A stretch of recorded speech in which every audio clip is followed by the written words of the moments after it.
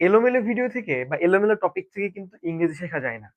এই ইংরেজি শেখার যে প্রবলেমেটিক জায়গা সেখান থেকে আমি আপনাদের জন্য তৈরি করেছি একদম ক্রোনোলজি মেনটেন করে একদম ধারাবাহিকভাবে আপনি কিভাবে একদম রুট থেকে বেসিক থেকে ইংরেজিটাকে শিখতে পারেন এবং একেবারে বেসিক থেকে অ্যাডভান্স লেভেল পর্যন্ত যেতে পারেন। এটার জন্য আমি আপনাদের জন্য নিয়ে এসেছি ইংলিশ রুটস পার্ট 1। এখন আমি পার্ট থেকে শুরু করে পার্ট 1, পার্ট 2 এভাবে আমাদের ভিডিওগুলো যেতে থাকবে। সো আমি সবাইকে ওয়েলকাম করছি English roots build your English empire কোর্সে। সবাইকে স্বাগত জানাচ্ছি। আজকে প্রথমত আমি আলোচনা করব একদম ইংরেজি যেখান থেকে আসলে জানা প্রয়োজন হয়, একদম যেখান থেকে শুরু হয় যে সেন্টেন্সটা আসলে কি, সেন্টেন্স তৈরি করতে গেলে কোন কোন গুরুত্বপূর্ণ জায়গাগুলো লাগে। ঠিক আছে, চলো আমরা দেখে আসি। প্রথমত আমি চলে যাব যে সেন্টেন্সটা আসলে কি করে এবং সেন্টেন্সের আসলে মেন বৈশিষ্ট্য, main characteristics of a sentence এবং সেন্টেন্স বা বাক্য গঠন করার জন্য কি কি গুরুত্বপূর্ণ প্রভাবক আপনার প্রয়োজন, সেই জিনিসগুলো আমি প্রথম থেকে দেখাবো। আমি একটু প্রথমেই ক্লিয়ার করে নিচ্ছি, বিকজ এখানে এই ভিডিওটা যারা দেখবে একদম বুঝতে হবে একদম বেসিক থেকে, যারা কিচ্ছু জানে না তারাও কিন্তু এখান থেকে ইংরেজি শিখবে। সো আমি একদম ছোট লেভেল থেকে এবিসিডির মতো করে আমি শেখানোর চেষ্টা করব সেন্টেন্সটাকে পার্ট বাই পার্ট। চলুন আমরা দেখি। এখানে আমি 6টা বাক্য নিয়েছি। দেখেন প্রথমত কি বলেছি, গোজ হোম। কি বলেছি? গোজ হোম। এটা কি কোনো নির্দিষ্ট অর্থ দিতে পারছে? গোজ হোম কি বাড়ি যায়। তারপরে কি হি রাইস মানে কি সে ভাত। তারপরে সাকিব ইন দা ফিল্ড মানে সাকিব মাঠে। তো এটা কি কোনো ধরনের সঠিক ক্রোনোলজিক্যাল কোনো জায়গা দিতে পারতেছে বা সেন্টেন্স করতে পারতেছে? করতে পারতেছে না। তার প্রবলেমটা কি আসলে, কাহিনীটা কি এখানে? তাহলে দেখেন তো সঠিক বাক্যটা কি, হি গোজ হোম, সে কি বাড়ি যায়। হি ইটস রাইস, সে ভাত খায়। Sakib plays in the field, Sakib কি করে মাঠে খেলে। এখন এই যে জিনিসটা আমি করলাম, এখন এটা আসলে আমি কি করলাম বলেন তো, এটাকে আমি একটা কমপ্লিটনেস অফ সেন্স তৈরি করলাম। মানে বাক্যটার যে সেন্টেন্সের অর্থের সম্পূর্ণতাটা প্রয়োজন, সেই সম্পূর্ণতাটা আমি প্রদান করলাম। তাহলে একটা বাক্যে বা বাক্য গঠনের জন্য 1 নম্বর এবং প্রথম শর্তটা হচ্ছে কি বলেন তো, সেটা হচ্ছে অর্থের সম্পূর্ণতা তৈরি করতে হবে। কি করতে হবে বলেন তো? অর্থের সম্পূর্ণতা, অর্থাৎ ওই বাক্যটাকে একটা অর্থবোধক ভাবে সম্পূর্ণ বাক্য গঠন করতে গেলে একটা অর্থ থাকা প্রয়োজন রয়েছে। ঠিক আছে, তাহলে এই যে 1 নম্বর পার্টটা আমি কি দেখলাম, 1 নম্বর পার্টটা হচ্ছে একটা বাক্য গঠনের জন্য, সেটা হচ্ছে কমপ্লিটনেস অফ কি সেন্স। আশা করি এই জিনিসটা আপনাদের ক্লিয়ার হয়েছে। এর পরবর্তীতে চলেন দেখি, এর পরবর্তীতে আমরা আসলে কি করব। এর পরবর্তীতে যে পার্টটা আছে, যে আমরা যদি একটা বাক্যের মেন ক্যারেক্টারিস্টিক্স সম্পর্কে জানতে চাই বা একটা বাক্য তৈরি করতে চাই, তাহলে দ্বিতীয় পার্টে কি আসে দেখেন। আমি আবারও 6টা বাক্য নিচ্ছি। একটা পার্টে আমি ভুল বাক্য 3টা নিয়েছি, ওই পার্টে আমি সঠিক বাক্য 3টা নিয়েছি। এগুলো অনেকেই বেসিক, যারা খুবই ভালো ইংরেজি পারে তাদের জন্য এটা আপনারা অ্যাভয়েড করলেও পারেন, সমস্যা নাই। বাট একদম বেসিক থেকে শেখার জন্য, রুটস থেকে শেখার জন্য আমাদের সেন্টেন্স থেকে শিখতে হবে।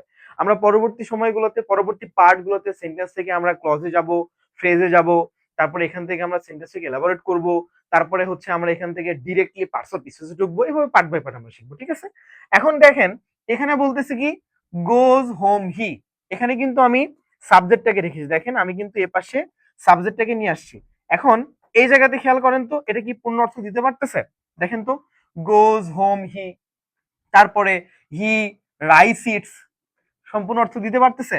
তারপরে ইন প্লেস, তারপরে দ্য ফিল সাকিব, দিতে পারতেছে? দিতে পারতেছে না। তাহলে সঠিক বাক্যগুলা আমরা অলরেডি কিন্তু দেখতে পাচ্ছি যে হি গোজ হোম, তারপরে হচ্ছে he eats rice, Sakib plays in the field. এখন একটা জিনিস খেয়াল করেন তো, এই জায়গাগুলোতে এখানে যে ভুলগুলা ছিল আর এখানে যে সঠিকগুলো হয়েছে, এর ভিতরের পার্থক্য জায়গাটা বা মানে মূল জায়গাটা কি ডেভেলপ করা হয়েছে, মূল জায়গাটা ডেভেলপ করা হয়েছে এখানকার হচ্ছে তো আপনার অর্ডারটা বা শৃঙ্খলাটা প্রথমত কি করেছে, মেনটেন করা হয়েছে।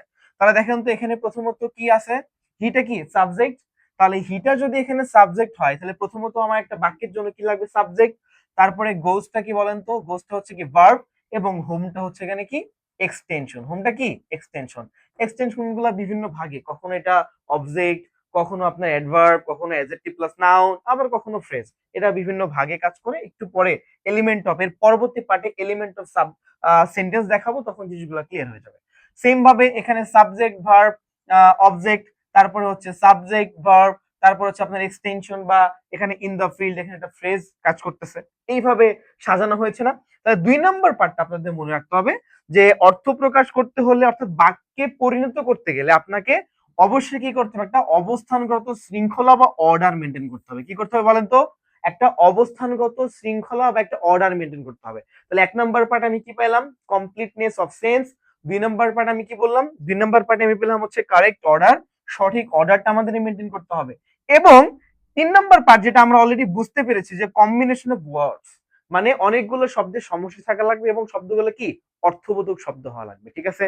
তাহলে মোটামুটি ভাবে 3টা যে জায়গা আমি প্রকাশ করলাম যে একটা সেন্টেন্স করতে গেলে একদম শুরু থেকে সেন্টেন্সটা কি বা সেন্টেন্সটা কিভাবে তৈরি করে, এই কনসেপ্টটা থেকেই কিন্তু আমি কথা বলছি। আশা করি এ পর্যন্ত ক্লিয়ার হয়েছে। এর পরবর্তীতে দেখেন একদম এট লাস্টে আমি যে জিনিসটা করার চেষ্টা করেছি যে আমরা টোটাল জিনিসটা একটু সাম আপ করবো, বা সেন্টেন্সটা কি, এটা সংজ্ঞাটা আসলে কোথা থেকে আসলো, এই জিনিসটা একটু সাম আপ করবো, এটা সামারি করবো। ঠিক আছে? তাহলে সেন্টেন্সের 3টা প্রধান বৈশিষ্ট্য পেয়ে গেলাম আমরা। কয়টা বলেন তো? 3টা প্রধান বৈশিষ্ট্য। কয়টা? প্রথমত আমি যেটা পেলাম, প্রথমত পেলাম হচ্ছে কমপ্লিটনেস অফ সেন্স। ঠিক আছে? একটা সম্পূর্ণ অর্থ থাকা লাগবে। তারপরে আমি কি পেলাম দেখেন তো? কারেক্ট অর্ডার, মানে একটা শৃঙ্খলা থাকতে হবে যে একটা বাক্যে প্রথমত সাবজেক্ট হবে, তারপরে হচ্ছে ভার্ব হবে, তারপর অবজেক্ট বা এক্সটেনশনের যখন যে অর্থ প্রকাশ করে সেটা হবে। এই জিনিসটা মেনটেন করলাম। এবং কম্বিনেশন অফ ওয়ার্ডস, যেটা আপনার লাগবেই। এটা কম্বিনেশন অফ ওয়ার্ডস বলতে গেলে অনেকগুলো শব্দের সমষ্টি বোঝাচ্ছে। ঠিক আছে? তাহলে এই যে 3টা পার্ট, এই 3টা পার্ট বা এই 3টা অংশ, এই 3টা বৈশিষ্ট্য যদি আমি একসাথে ইনপুট করাইতে পারি, তাহলে সেটাকে আমি একটা কি বলতে পারবো? সেন্টেন্স বলতে পারবো। তাহলে ডেফিনেশন পার্টটা একটু ঘুরে আসি দেখেন তো। ডেফিনেশন পার্টটা কি বলতেছে?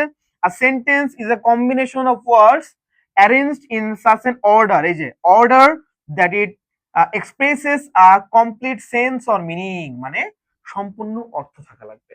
তাহলে আমি যদি বাংলায় বলতে চাই, তাহলে কি বাক্য হলো এমন ভাবে সাজানো কিছু শব্দগুচ্ছ যা পূর্ণাঙ্গ অর্থ প্রকাশ করতে পারে। ঠিক আছে? তাহলে টোটাল যে সেন্টেন্স সম্পর্কে, যে সেন্টেন্সের প্যাটার্ন, সেন্টেন্সের ক্যারেক্টারিস্টিক্স কি হতে পারে, আজকে আমি আপনাদের একদম বেসিকে দেখানোর চেষ্টা করেছি। কেন? ইংরেজিতে আপনাকে প্রথমত একদম রুট লেভেল থেকে শুরু করতে গেলে আপনাকে সেন্টেন্স বুঝতে হবে, সেন্টেন্স কি বুঝতে হবে, ক্লাসিফিকেশন এবং কিভাবে কাজ করে, এলিমেন্ট কি বুঝতে হবে। এর পরবর্তী পার্টে আমি সেন্টেন্সের এলিমেন্ট নিয়ে কাজ করব এবং সেন্টেন্সের এলিমেন্ট নিয়ে ক্লাস নিব।